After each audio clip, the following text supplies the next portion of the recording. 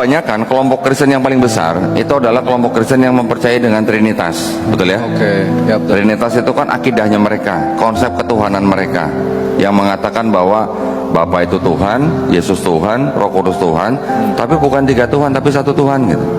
Ya, lanjut, Bapa itu Maha Kuasa, Putra Maha Kuasa, Roh Kudus Maha Kuasa, tapi bukan 3 Maha Kuasa, tapi 1 Maha Kuasa. Paham nggak? Ya, pusing saya. Oh, kirain paham. Ya, jadi itu adalah akidahnya mereka. Kita tetap harus menghargai dan menghormati mereka ya. Di sini saya bercerita begini bukan untuk membenci mereka, bukan loh, bukan ya, sama sekali bukan. Tetapi yang saya ceritakan di sini adalah untuk memperkuat akidah kita dari upaya-upaya pemurtatan, gitu ya. Masih ada nggak upaya pemurtatan? Banyak. Oh masih? Banyak. Kalau masih berarti saya dakwah terus dong. Kalau sudah nggak ada saya stop, saya nggak dakwah lagi gitu. Iya, iya, Ya, tapi siap, kalau masih ada, saya akan bongkar terus gitu, supaya umat Islam tahu Insyaallah. isinya mereka gimana gitu ya, supaya kita tidak mudah dimurtadkan. Ya, ini namanya apa? Kitab suci Katolik. Ini apa? Tidak untuk diperdagangkan. Ini bapak-bapak harus percaya sama dia ya. Ini kan hostnya nih ya. Jadi apa yang dia baca, apa yang dia lihat nih. Wallahi. Ini apa? Kitab suci Katolik Ya, dengan pengantar dan catatan lengkap. ya, tahun 2009 ya, 2009. dipersembahkan pada Umat Katolik Indonesia. oleh. Direktur Jenderal Bimbingan Masyarakat Katolik Departemen Agama Republik Indonesia. Sekarang kita baca dulu. Baik. Ini ada ayat nih nomor 7 nih, silakan nih. Jangan pakai bismillah ya. Nomor 7 ya. Nah. Yang dari sebab ini. 1 Yohanes 5 ayat 7. Yang dari sebab ini. Iya, Saya sebab baca ya. Nah, 1 Yohanes ayat 5 nomor 7 ya. Sebab ada 3 yang memberi kesaksian jadi di dalam surga. ya, Bapa, Firman dan Roh Kudus, Ya. dan ketiganya adalah 1. ya, terus Cukup. Nomor 8 ya, 8. sampai kata di bumi. Dan ada 3 yang memberi kesaksian di bumi. Oke. Nah, ini kitab yang untuk belajar kan. Ini kitabnya jemaat nih. Oke. Kalau jemaat ke gereja bawanya yang ini gitu ya. Sama nggak isinya dengan ini yang merah? Sama, ini juga Yohanes juga ya. Ya, 1 Yohanes 5 7. 5 juga ya. Ini nomor 7 juga.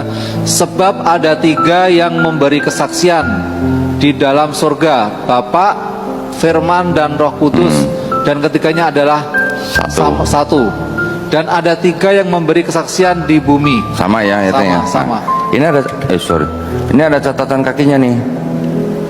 Ayat 7 sampai 8 di dalam sorga sampai di kata bumi, keterangannya apa? Oke. Catatan kakinya ayat 7 sampai 8 di dalam surga, di bumi.